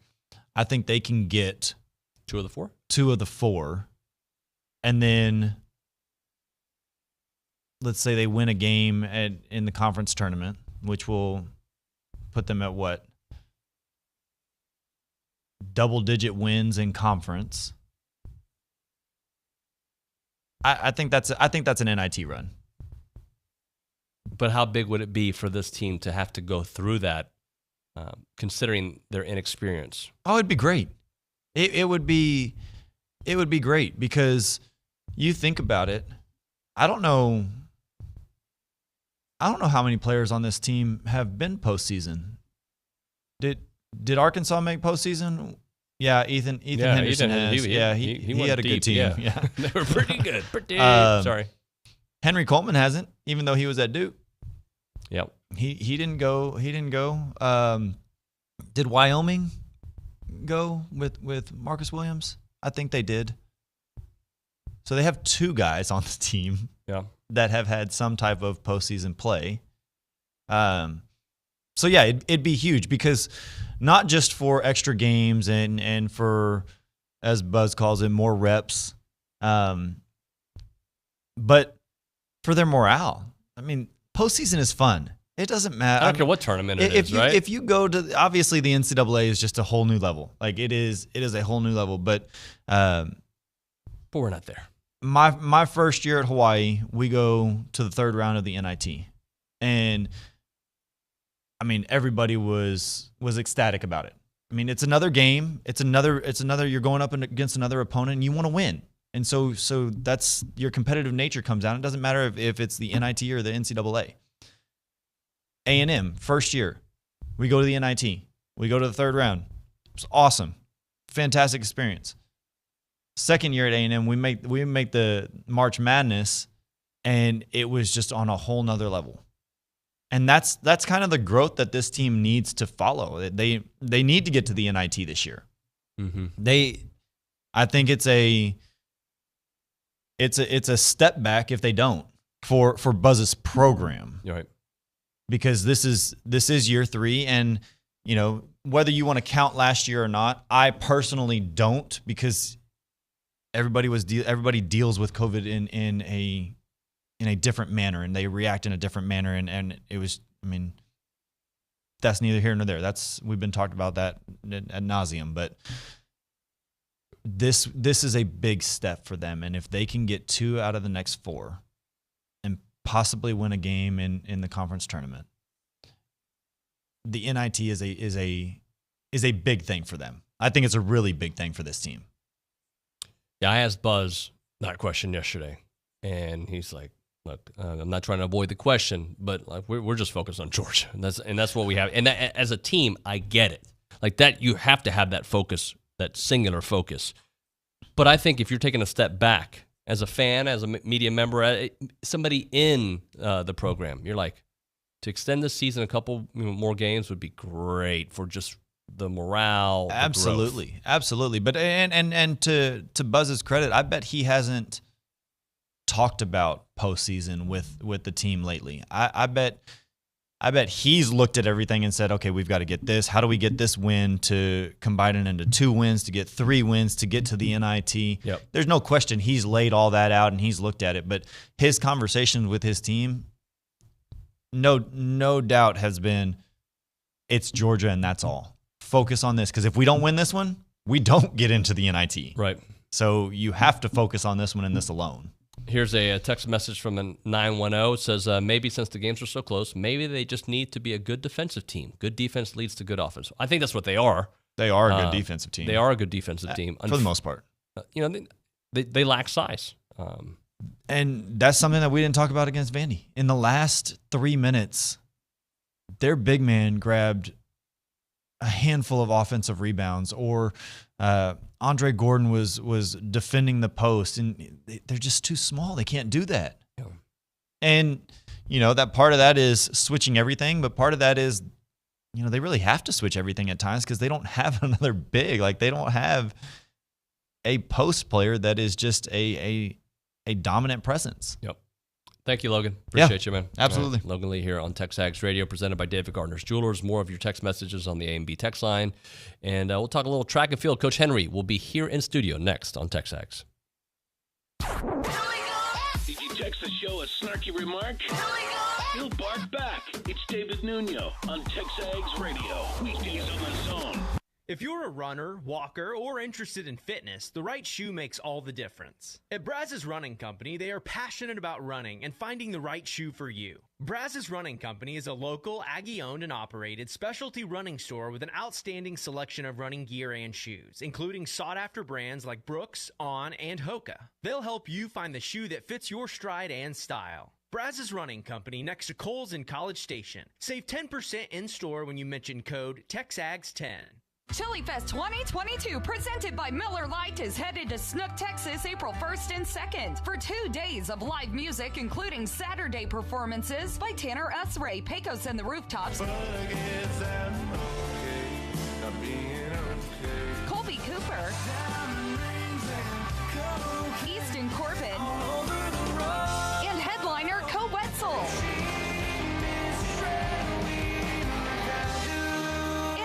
With Joey Greer, Treaty Oak Revival, Cody West,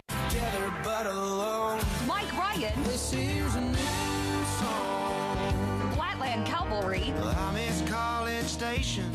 Them balls are good to me. And headliner, the Randy Rogers Band.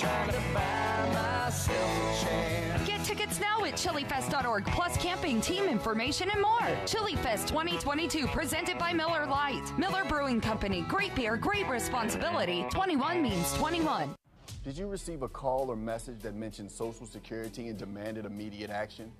Did the caller know your Social Security number or other personal information and tell you that your Social Security number had been used in connection with a crime?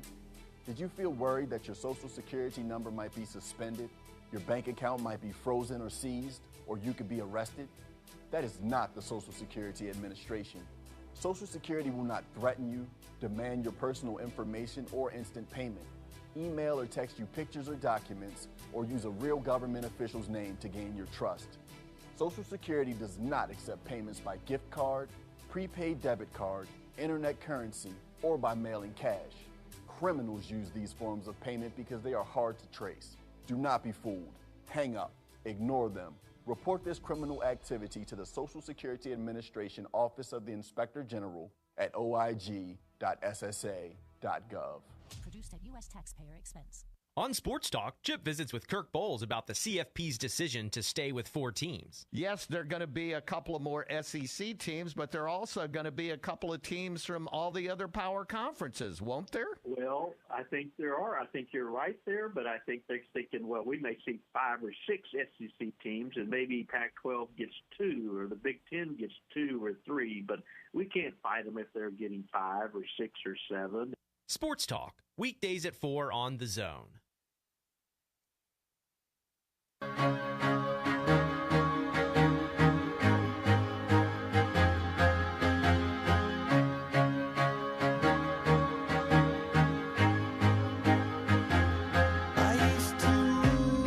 And we're back. TexAgs Radio, presented by David Gardner's Jewelers, here in the Rollo Insurance Studio. The big SEC meet's coming up here, and now it's time to talk to track and field head coach Pat Henry here, brought to you by Brazos Running Company, your local Aggie-owned specialty running store. Save 10% in-store when you mention the code TexAgs10. Actually got to hang out with Mike Nugent last week. What a great guy. Good. We had a good time chatting. I like him. Yeah. He's a good man. Good man, and God, all the shoes they got out there. I'm going to get me some Hokas here soon. So how was the last week? We were joking about the tweet, but I think obviously mentally and physically an off week is good. No, an off week is real good, and especially for the athlete to just, getting everything together for yourself, both physically and mentally. It's a good week to reflect on what you've done and what's coming. And a big one is coming here. Yeah. Let's talk a little bit about this SEC meet. Yeah. Well, it's what our sport is all about, the SEC and the NCAA championships. Everything else is a rehearsal. There's a play at the end, and everything else is a rehearsal. And you hope all of those rehearsals have established a pattern for yourself, but it just gets you in this meet. We have to pick 27 per gender out of our entire squad to represent Texas A&M. And you have to make good choices on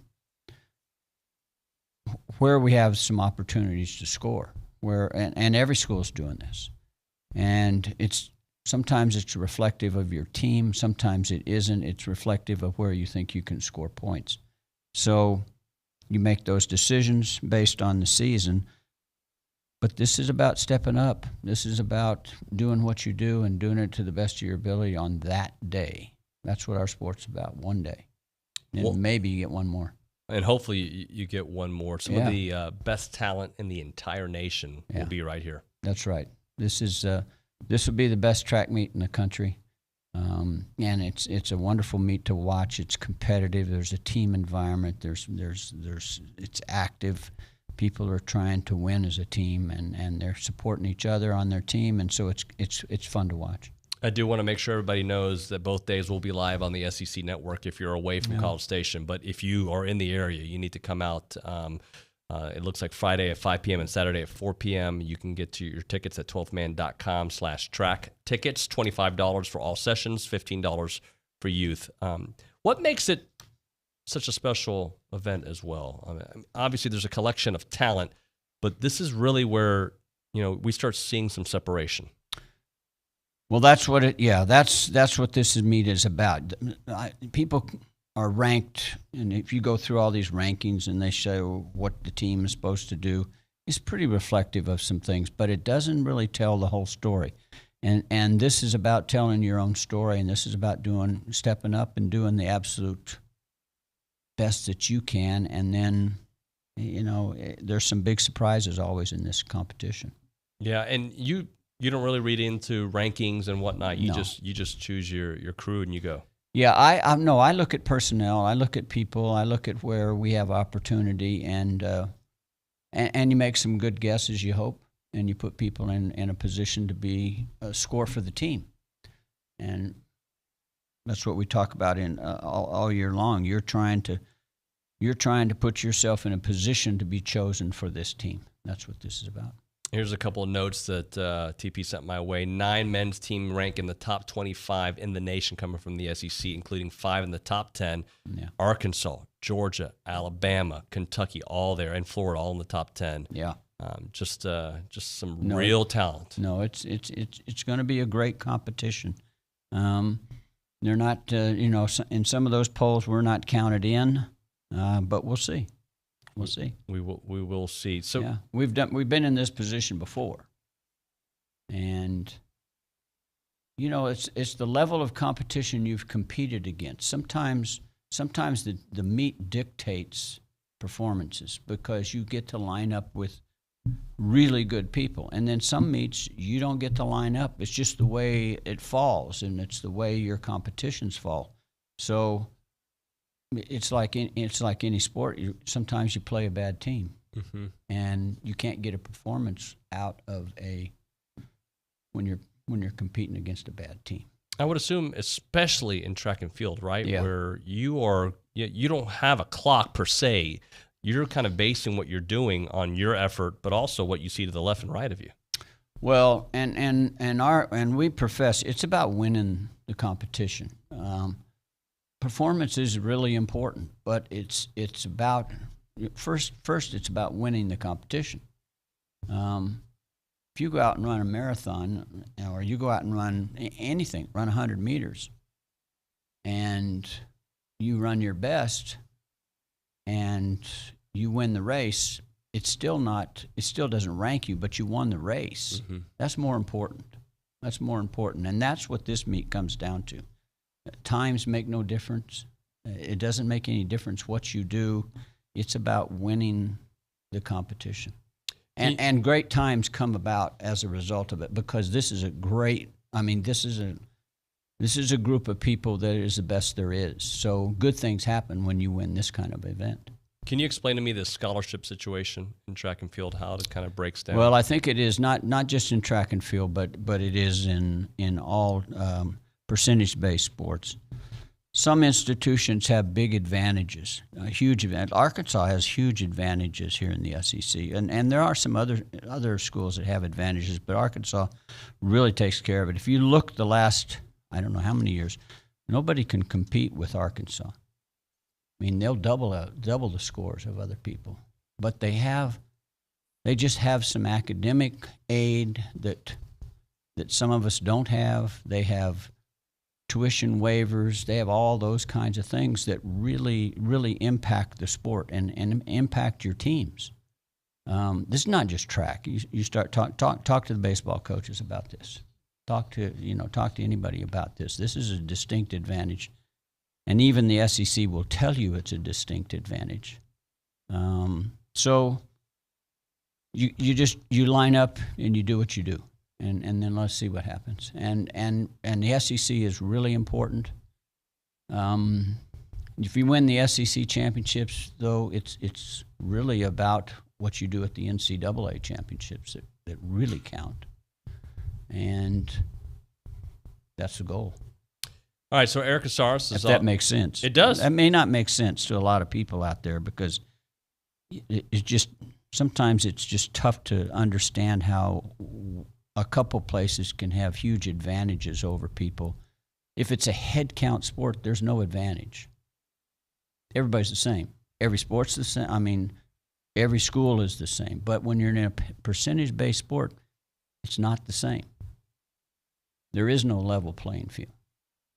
And that's what we're going through. That's what we go through all the time. All the time, yeah. No, it makes total sense. Eric Casares is on the cross-country team. You know him well. Yeah. And he's helping us out on the News and Social Center, and he's got a couple questions for you, Coach. Good. Yeah, Coach, so you mentioned, obviously, this being the biggest meet in the country. Right. So this will be the last time we do tow, Gilliam Indoor Track Stadium. Right, so right. What has been your favorite moment? You've been here for a very long time. You've won national championships in this. You've seen records broken. What is your favorite moment since you've been here? Well, it's always a team moment. It's not an individual moment that I really reflect upon. And it's normally an NCAA championship that I reflect upon.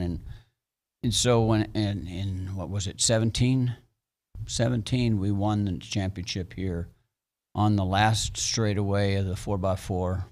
And we had tremendous performances up in front of that 4x4, but it all culminated at the end of that 4x4 with Curley coming off the turn and winning the race, and the reaction of the crowd was just outstanding.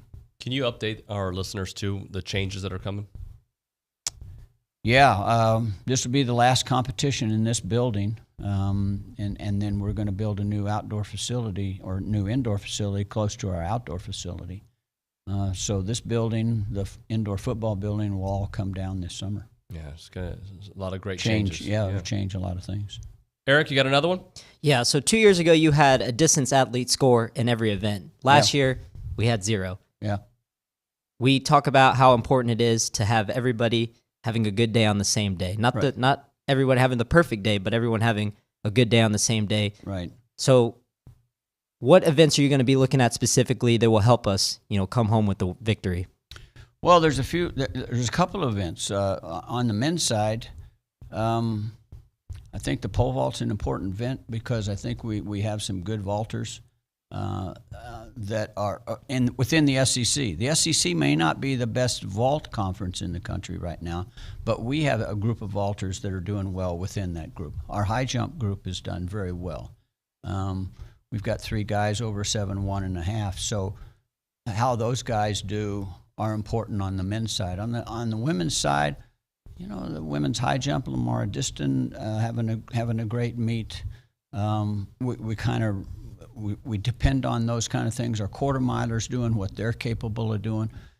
We end up being in the slow heat in both the 4x4s, and it comes in by times that you've run during the season, like we were just talking about. You get a great time when you're running against somebody that's really good.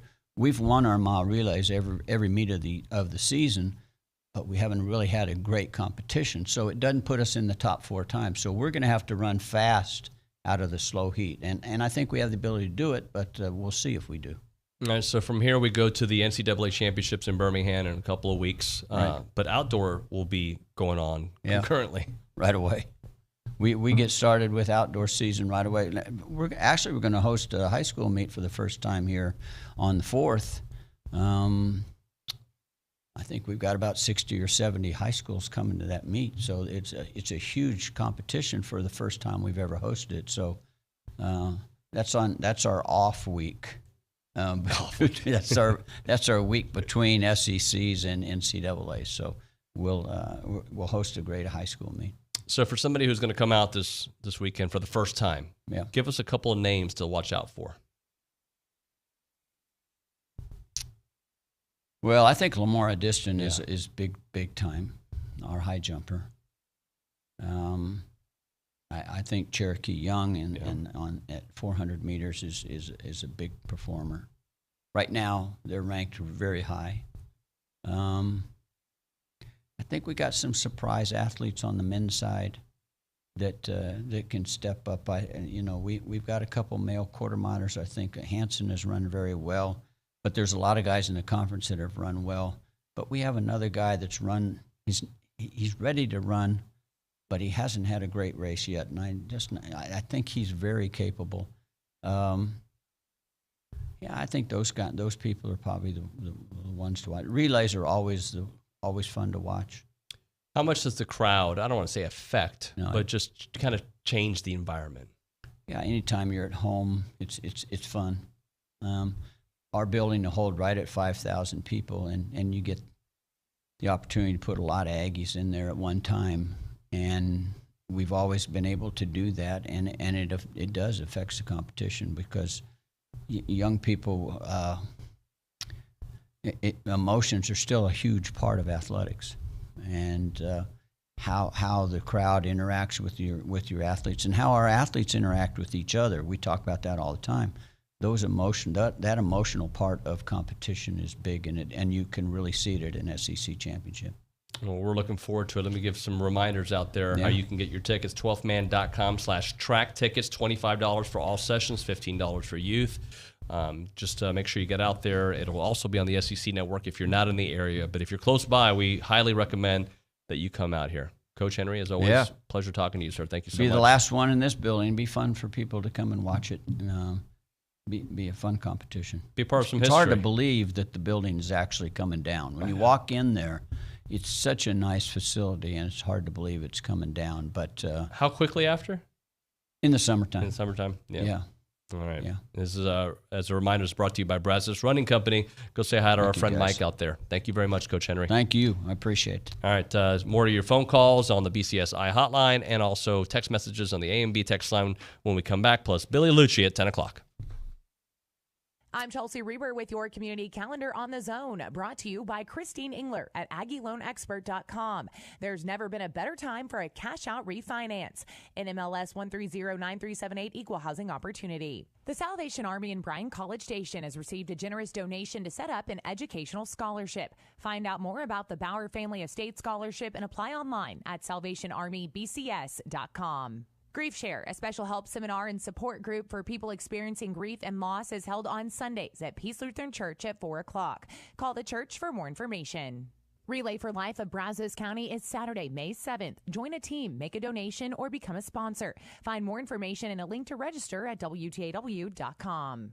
Every Thursday morning from 8 to 10, all veterans and family members of veterans are welcome for coffee and donuts at American Legion Post 159 on Highway 21. That's your community calendar, brought to you by Christine Engler at AggieLoanExpert.com. I'm Chelsea Reber on the Zone.